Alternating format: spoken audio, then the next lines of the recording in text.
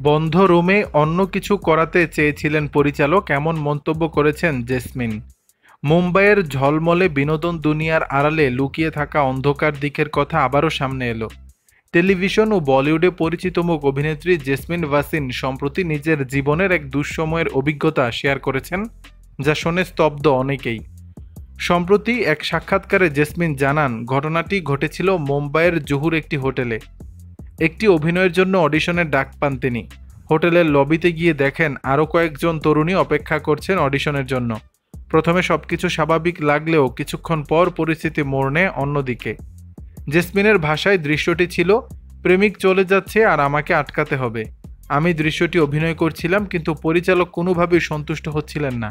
হঠাৎ তিনি হোটেলের রুমের দরজা ভেতর থেকে বন্ধ করে দিলেন এবং অন্য কিছু করানোর চেষ্টা শুরু করলেন।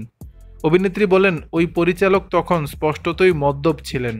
তিনি অনুরোধ করেন পরের দিন প্রস্তুতি নিয়ে এসে অভিনয় করার জন্য, কিন্তু পরিচালক রাজি হননি, বরং জোরাজুরি করে বলেন আজই অভিনয় করতে হবে। অভিনয় চলাকালীন আরও খোলামেলাভাবে অভিনয়ের নির্দেশ দেন এবং এক পর্যায়ে হুমকিও দিতে থাকেন। অবশেষে সাহস সঞ্চয় করে কোনো রকমে সেখান থেকে পালিয়ে আসেন জেসমিন। দর্শক, বিষয়টি নিয়ে আপনাদের মতামত জানাবেন নিচের কমেন্ট বক্সে।